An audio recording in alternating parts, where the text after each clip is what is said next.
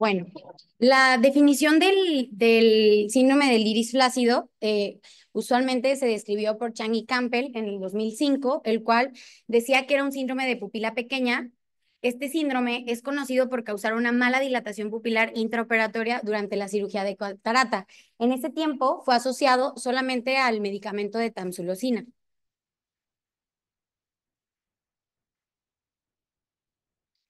Ok. Es importante saber que lo que vamos a tener aquí es una triada de signos intraoperatorios que son muy importantes, que es lo principal que tenemos que saber durante este tema. Vamos a encontrar un estroma iridiano flácido que se comienza a ondular en condiciones de fluídica normales. Tenemos el prolapso del iris a través de las incisiones quirúrgicas y una miosis intraoperatoria, ¿ok? Principalmente, pues empieza a deformar el iris, posterior ya es el prolapso y ya es cuando después empieza a ser la pupila pequeña. Es importante que se queden con que es ondulación, prolapso y una miosis progresiva. Ok, hay diferentes factores de riesgo que nos llega a causar este tipo de síndrome. Principalmente, uno de ellos es el consumo de la tamsulosina. Como ya sabemos, la tamsulosina es un alfa-1 adrenérgico, el cual nos llega a tener un porcentaje de síndrome de iris flácido de un 57 a un 100%. Según estudios, demuestran que pacientes con hiperplasia prostática benigna y cataratas es recomendable iniciar con la alfusosina en vez de la tamsulosina porque demuestra un 30% de riesgo menor que al estar tomando o consumiendo tamsulosina. También es importante saber que otro factor de riesgo es estar consumiendo este tipo de tratamiento dentro de los 14 días. Hay diferentes tipos de medicamentos como el inhibidor de la 5-alfa reductasa, uno de ellos la finasteride, que también nos puede llegar a dar este tipo de síndrome, inhibidores de la angiotensina 2 y benzodiazepinas. Como comenté previamente, hay también otros tipos de moduladores como vienen en esa tablita, donezepilo, duloxetina, benzodiazepinas y otras. Eh, hay, hay estudios que comentan que este tipo de fármacos comienzan a responder muy bien con epinefrina intracameral, que un poquito más adelante voy a explicar sobre ese proceso. ¿Ok? Es importante saber que también otro factor de riesgo es la edad y el sexo.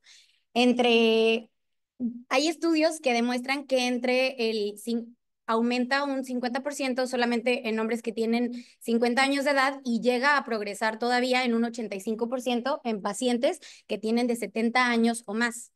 Es mucho más común en hombres que en mujeres, pero aún así, pues también no tenemos que quitar en regla que las mujeres pueden llegar a presentar este tipo de síndrome.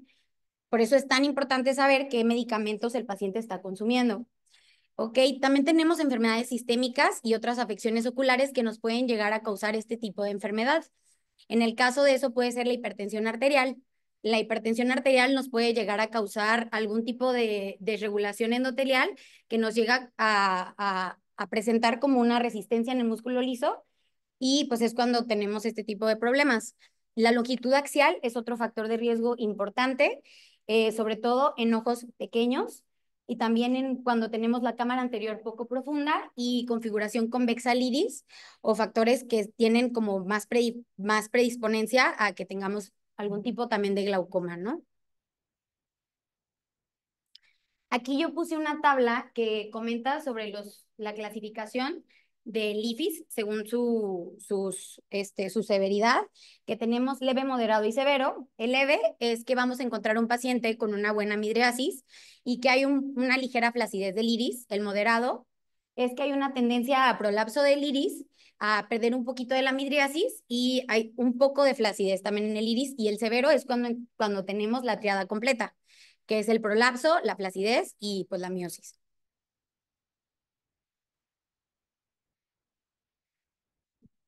La fisiopatología principalmente es que tenemos que saber que tenemos tres tipos de receptores adrenérgicos, previamente ya mencionados. El alfa 1A, este usualmente se encuentra en la contracción del músculo liso dilatador del iris. El alfa 1B, este se encuentra en la contracción de las arteriolas del iris.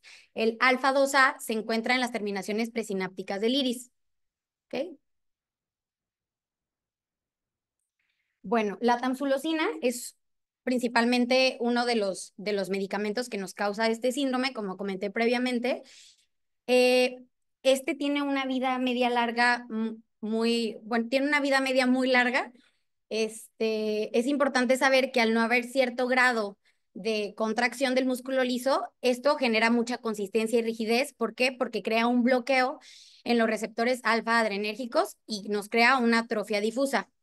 Ha habido artículos que demuestran que en Japón la dosis de tamsulosina es de 0.2, aquí en México, en Estados Unidos y en partes de Europa es de 0.4, y decía que la prevalencia de este tipo de síndrome pues era muchísimo menor en Japón que en estos países.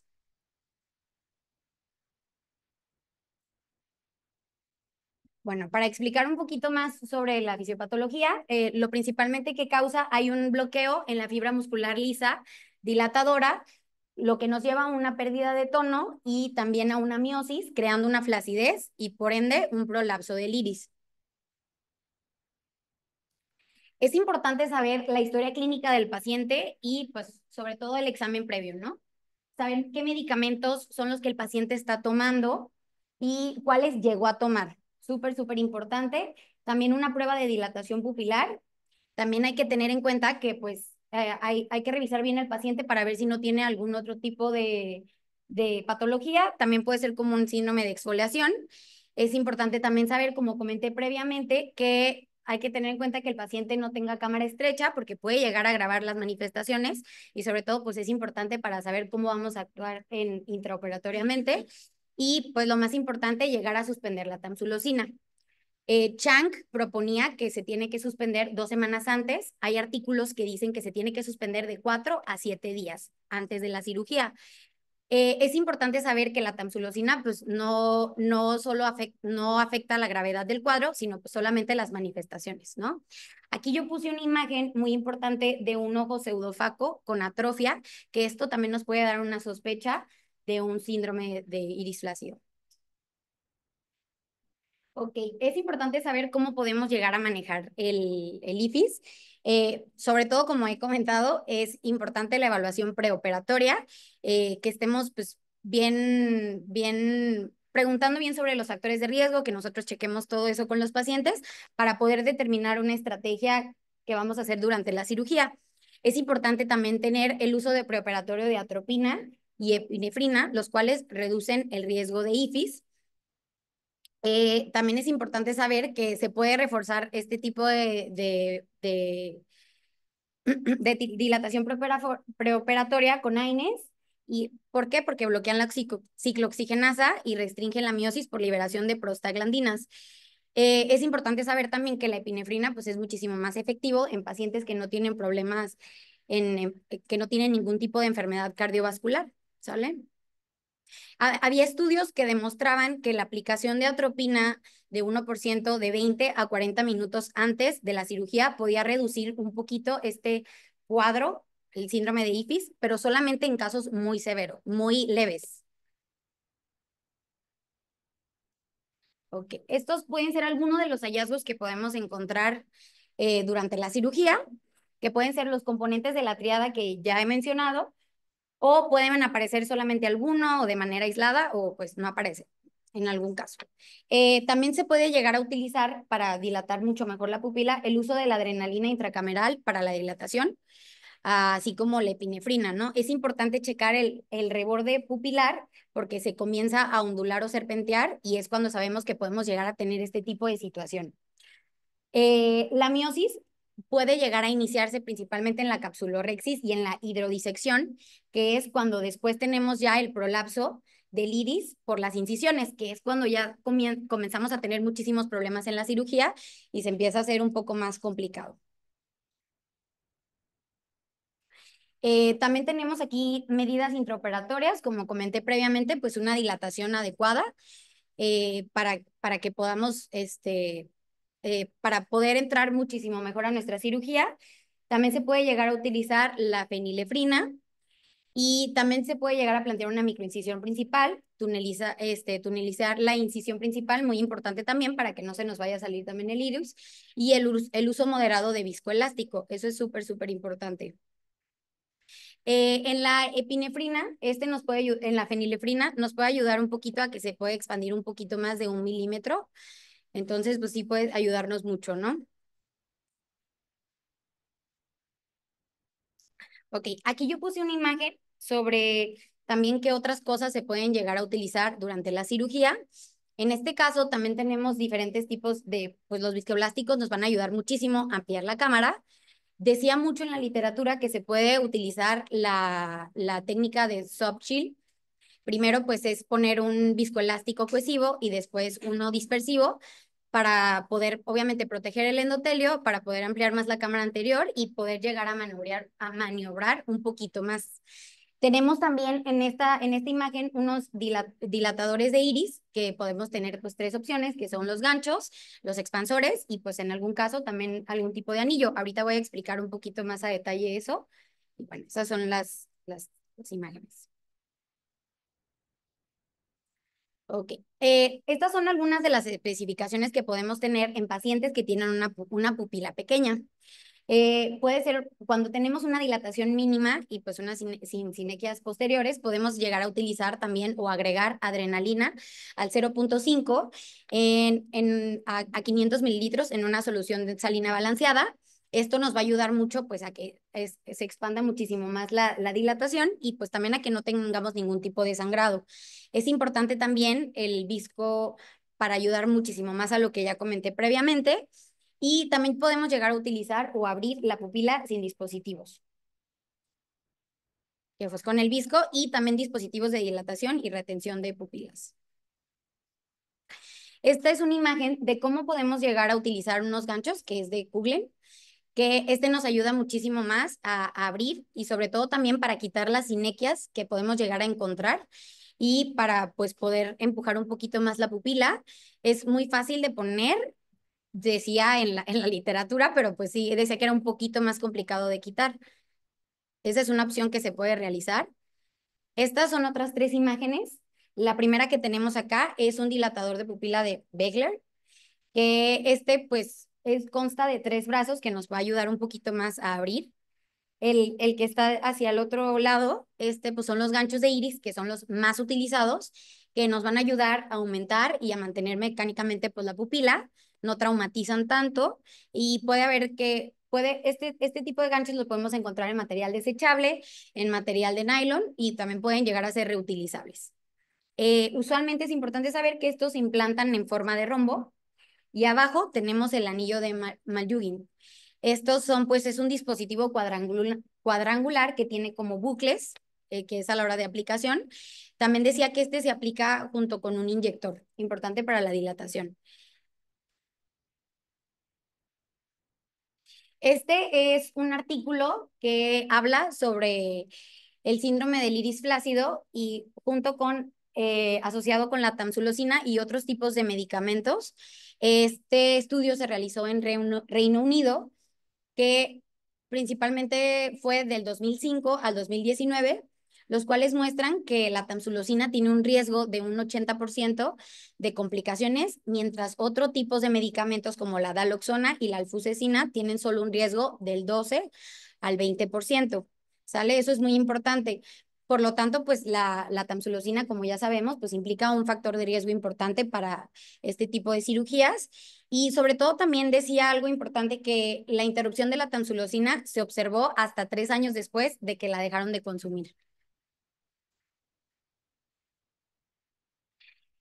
Este es un estudio de revisión en el cual pues me basé mucho también para sacar cosas de la presentación, que mostraba pues principalmente pues perspectivas actualizadas de cuáles son los factores que vamos a encontrar, cuáles son los medicamentos que pueden llegar a estar implicados en este tipo de síndrome.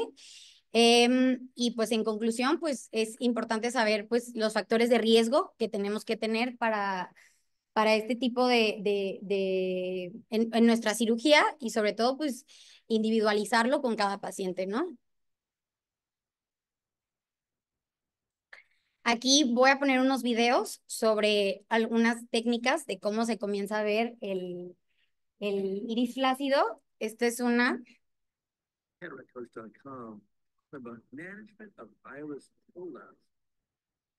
Ok, aquí la adelanté un poquito. Ya estamos terminando la Rexis. Vamos a iniciar nuestra hidrodisección. Obvio, todo esto se tiene que hacer con parámetros muy bajos. Y ahí en la hidrodisección, posterior a eso, comenzamos a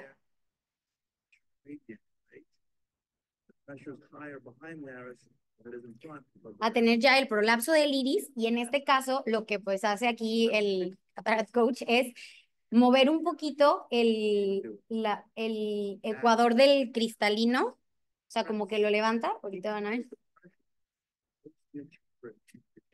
Y así hace que pues el iris esté como expandido y no se esté saliendo, no se esté prolapsando. Obviamente este tipo de técnicas es para alguien que es un muy experto. Tenemos obviamente una complicación, pues que es la ruptura de la cápsula posterior, ¿no? Súper, súper importante. Es ahí como, pues a él lo hace muy fácil.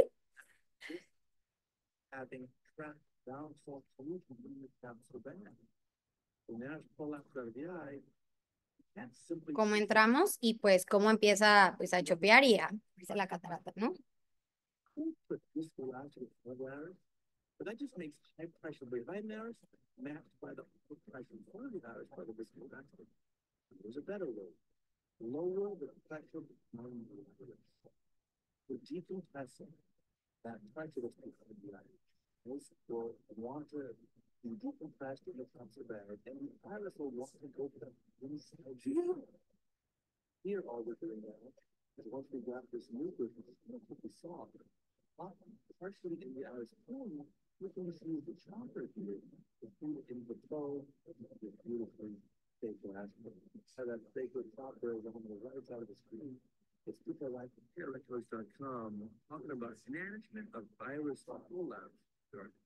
Ok, aquí también voy a poner otro video.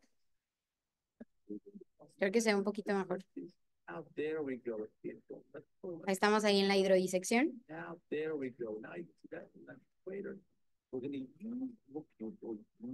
Lo mismo, o sea, realiza lo mismo en este caso también.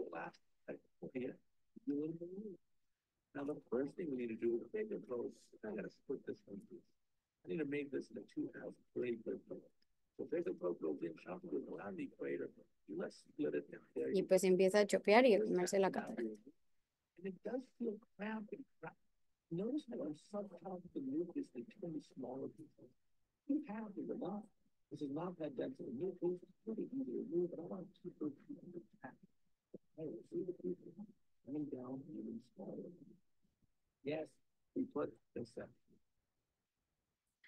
Bueno, aquí también decía que para hacer el stretching de la pupila se podían utilizar choppers que nos ayudaban mucho, y pues aquí puse un video también sobre eso.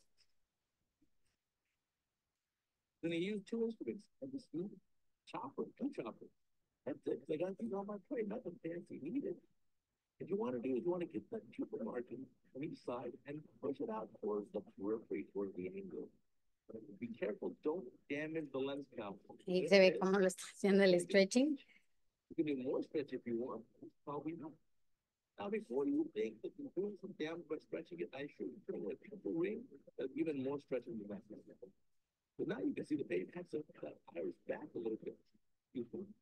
Y bueno, pues ahí ya comienza la cirugía, ¿no? Esas son otras alternativas que se pueden hacer, pero obviamente pues ya son para cirujanos muy expertos.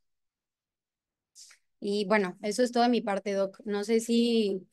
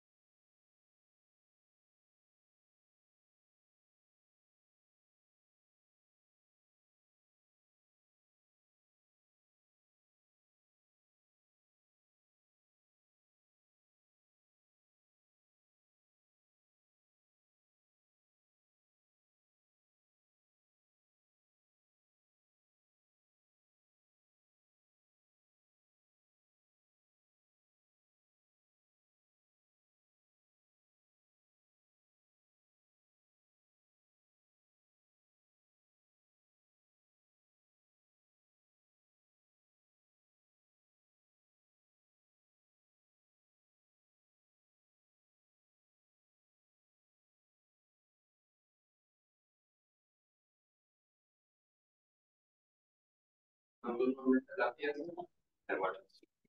Y si lo vuelve a meter, no logra salir. Entonces va a quedar un iris necrótico, con pigmentado y con mayor inflamación, poniendo para cirugía de retina. Si cuando uno va a hacer ya la vitrectomía, se va saliendo el iris, puede sacarlo ahorita, algo, ya lo plancha lo que haya quedado. Pero ahora sí que depende de la habilidad de cada quien. Si uno quiere entrar a la segura, anchos, anillo, eh, puede ser inclusive un corte en el iris para que se abra. Aquí lo importante es preoperatorio. Yo veo que la gran mayoría de ustedes deja al paciente que compre la atropina o que compre el TP. ¿Cuánto vale un frasco de atropina?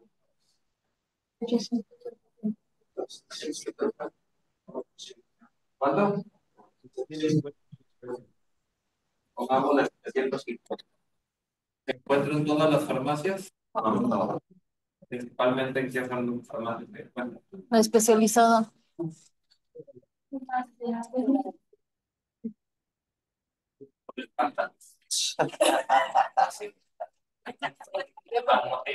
Santa Mónica.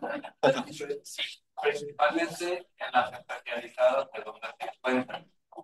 Entonces, si ustedes respetan la terapia, obviamente que no son nocivos dolorosos, pero si ustedes van a cirugía, van a dejarle al paciente que ponga atropina, lo van a traer penando un día por muchísimas farmacias para una, dos o tres gotas que se van a poner. ¿Ustedes creen que lo valen? No. Entonces, ¿para qué fregados? Para no decir otra palabra, dejen al paciente con atropina. Que para ustedes es difícil entenderla. Entonces, ustedes por obligación, fíjense bien, obligación, deben de tener atropina. El frasco se les va a caducar, doctores. Y si les cae la cofrescal o cofepris, o según tu estado, como se llame la cofepris estatal, les pueden multar por tener medicamento. Entonces, al paciente, ustedes agarran un frasquito de lubricante que menos les guste, o del medicamento tópico que menos les guste, lo tiran, si quieren lo enjuagan, y ahí pongan sus gotitas y el paciente se lo regala. Y el paciente ya le dice que se lo ponga cada 15 minutos, etc. Lo importante, como dijo la doctora, es identificar qué medicamentos pueden ayudar el daño hormiga.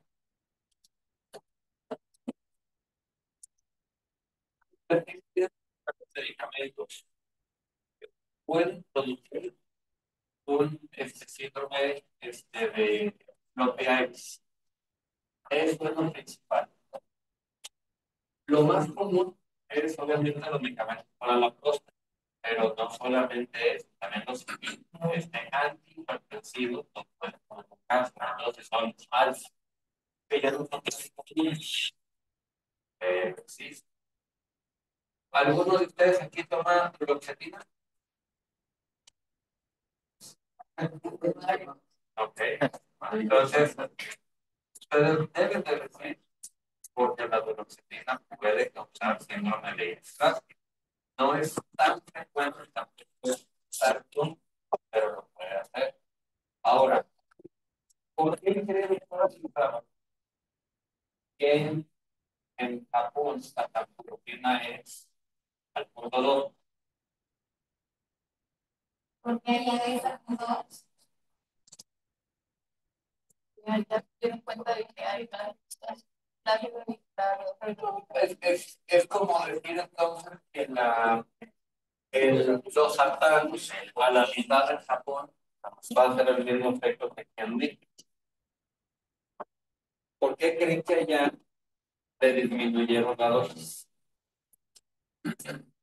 Efectos con menos efectos adversos. Por la educación y la cultura. Voy a hacer una pregunta que es en tono de broma. no vaya a haber problema. ¿Cuántos de aquí iríamos con gusto al proctólogo a que nos cheque la próstata? Pregúntenlo, no quiero a nadie dañado o matado, que pues sí le guste y diga que no, por eso digo. ¿Me levantó la mano?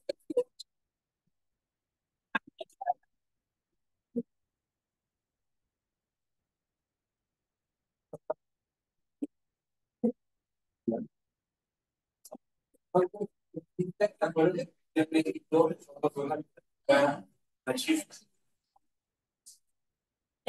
¿Hasta cuándo vamos a ir?